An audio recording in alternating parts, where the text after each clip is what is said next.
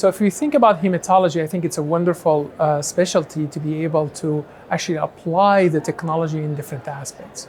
So one of the big emphasis that we've seen is, can we use AI, especially computer vision, to try to analyze images and improve the diagnosis of cancer in general and some in hematologic malignancies. So we've seen companies and academic centers trying to use computer vision to identify, again, disease, try to identify changes on the pathology slides that could correlate with some outcome. So that's one aspect. In one project, actually, we tried to use computer vision on pathology slides from MDS patients to distinguish MDS from other myeloid malignancy. That's one aspect. The other aspect, can we blend the clinical data and genomic data to try actually to diagnose the disease without needing a bone marrow biopsy? So we had an international collaboration where we combined data from United States, Canada, and Italy, and we put next generation targeted deep sequencing with the clinical data, and we built a machine learning model that could distinguish MDS from other myeloid malignancies like CCUS, myeloproliferative neoplasms, and others with very high accuracy, 96%. Which question actually, do we really need a bone marrow biopsy? But the purpose of that model actually not to replace the biopsy, but also to increase the confidence of the pathologist of the output of the model.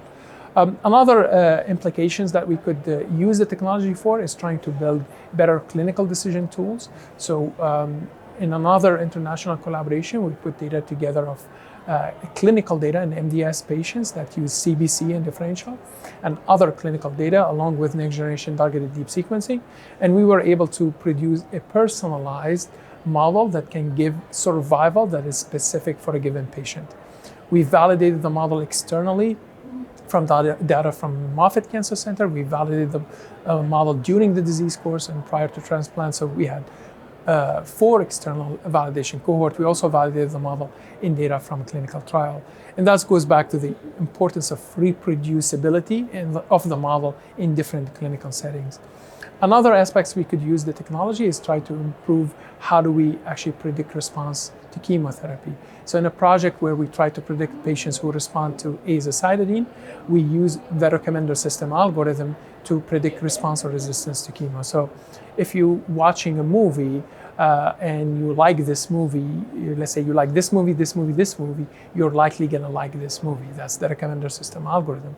So if we switch movies with genes and response or no response with the predicted outcome of the model, the question, can we use the algorithm to predict response or resistance to chemo? So we built a model that predicted resistance to azacitidine in 92% accuracy on a validation cohort. What was unique about this project that we went back to the lab and we found actually cells that carry the genomic biomarkers that we identified by the AI system. And when we treated those cells with chemotherapy, we actually showed that these cells are primary resistant to chemo in the lab. So it was quite nice to see validation of what we saw in silico in the lab.